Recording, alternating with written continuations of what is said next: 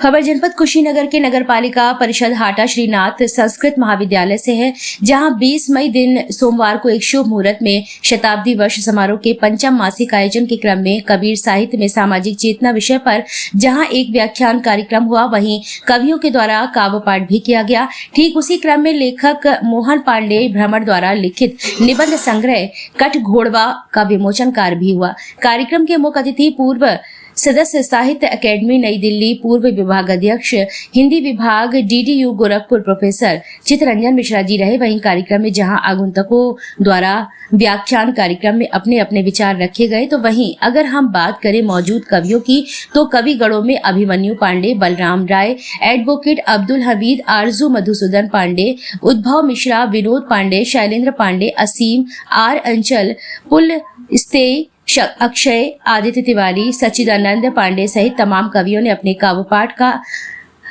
पाठ कर एक अलग संदेश दिया। वही कार्यक्रम की अध्यक्षता महोपाध्याय आचार्य श्री गंगेश्वर पांडे ने किया। कार्यक्रम में प्रबंधक अग्निवेश मणि, अध्यक्ष जयप्रकाश नारायण पांडे, प्राचार्य डॉक्टर राजेश कुमार चतुर्वेदी, पत्रकार उपेंद्र तिवारी, कालिका दुबे सहित तमाम लोग मौजूद रहे।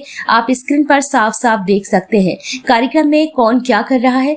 प्रस्तुत है RK न्यूज की खास रिपोर्ट। श्री संस्कृत महाविद्यालय हाटा कुशीनगर में शताब्दी वर्ष महोत्सव का पंचम मासिक आयोजन, व्याख्यान एवं पुस्तक लोकार्पण हुआ।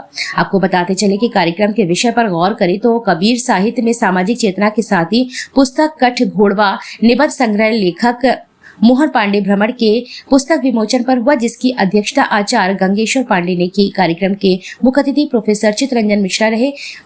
इस बीच वक्तव्य उद्भव मिश्र वरिष्ठ अधिवक्ता एवं लेखक रहे। देखिए हिंद नाउ टाइम्स के साथ मंडल प्रभारी विनय सिंह की खास रिपोर्ट। एक भोजपुरी के परंपरागत गीत का एक अंश मैं आपको सुना रहा हूँ। वो हम जिसे अपने परंपरा का झूमर कहते हैं, और यह गीत उस समय का है जब भगवान राम, लक्ष्मण और सीता वन को जा रहे हैं, तो वन में रहने वाली जो महिलाएं हैं वो क्या सोचती हैं, इस पर एक गीत मैंने लिखा है, उसको मैं प्रस्तुत करता हूँ।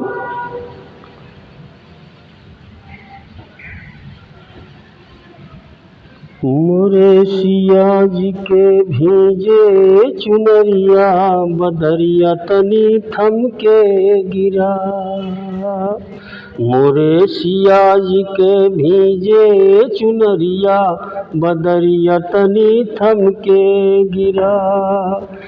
रहिया में कटवाए पार मिली जई है, रहिया में कटवाए पार मिली जई है सुकुमारी मैया बड़ा दुख पई है। ऊपरा से तड़के बिजुरिया, बदरिया तनी थम के गिरा। मोरे सिया जी के भेजे चुनरिया, बदरिया तनी थम के गिरा। जय। विद्यालय के एक अध्यापक के द्वारा एक निबंध लिखी गई, इस पर आपके क्या विचार है? निबंध का संग्रह। मेरे विचार ये हैं कि पहले तो मैं माननीय आदरणीय मोहन पांडे जी को बहुत बहुत बधाई देता हूँ, और हम लोगों के लिए गौरव की बात है कि हमारे विद्यालय का अध्यापक इस प्रकार निबंध लिख रहे हैं, और इनकी 5वीं पुस्तक है ये कठ घोड़वा। और कठ घोड़वा जो है, प्राचीन काल में आप लोगों ने भी देखा होगा कि एक मनुष्य आता है और लकड़ी का घोड़ा बना के बीच में उसमें चढ़ के और खुद ही नाचता है।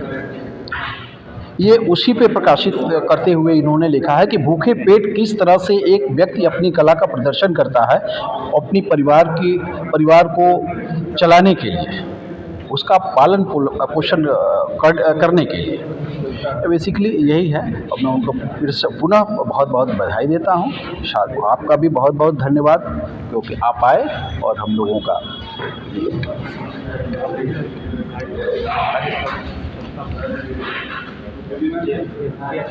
सबसे पहले आपको बधाई कठ घोड़वा के लिए। आपको भी। और दूसरी चीज़, आपके विचार आपके मन में कहाँ से आए कि आपने उसका नाम कठ घोड़वा रखा? सबसे पहले आपको बधाई देता हूँ, और मैं बचपन से देखता रहा कि हमारे समाज में काठ का घोड़ा बन करके लोग भीख मांगते हैं, मांग करके अपने परिवार का पोषण करते हैं, बहुरूपिया बनते हैं। तमाम ऐसे कलाकार हैं जो सैकड़ों साल से हमारे समाज में हमारी लोक कलाओं को, लोक संस्कृति को आगे बढ़ाते रहते हैं। एक पक्ष ये है कि लोग का मनोरंजन करना, तो दूसरा पक्ष ये है कि वो अपने परिवार का पालन करते हैं। आखिर इस तरह से वो क्यों करते हैं? जब समाज में प्रगति की बात होती है तो एक ऐसे समाज के बारे में हमारा समाज और हमारी सरकारें कब सोचेंगी? हमें सोचना तो पड़ेगा कि ऐसे भी लोगों के लिए कुछ हमें काम करना चाहिए कि जो पीड़ित हो और जो अपनी लोक कलाओं के माध्यम से अपनी संस्कृति को आगे बढ़ा रहे हैं, उनके लिए भी कोई ठोस योजना बननी चाहिए। अगला निबंध क्या होगा आपका? अगला निबंध हमारा समाज पर ही होगा। कुछ सारा सिर्फ निबंध ही लिखेंगे या कोई कविता भी लिखेंगे? मैं मूलतः हिंदी और भोजपुरी में कविता और गीत लिखता हूँ, लेकिन निबंध लिखने का यह पहला अवसर मिला और आगे बढ़ाऊँगा। लेकिन अगला निबंध संग्रह हमारा होगा पाँव के छाले। आपका ये निबंध जो है यह भोजपुरी में है कि हिंदी में? हिंदी में है। भोजपुरी में लिखने का विचार नहीं है अभी? भोजपुरी में भी लिखूंगा, भोजपुरी गीत लिखता हूँ, कविता लिखता हूँ, तो कोई मुझे परेशानी नहीं है। लेकिन पहले दूसरा निबंध संग्रह हिंदी में ही आएगा और उसके बाद फिर उस पर काम करूँगा, क्योंकि उस पर काम माफ कीजिएगा, यहाँ पे अभी भोजपुरी और हिंदी की चर्चाएं हैं, तो कुछ दर्शक हमारे आपके भोजपुरी की एक छोटी सी कविता की झलक चाहते हैं, तो एक छोटा सा झलक।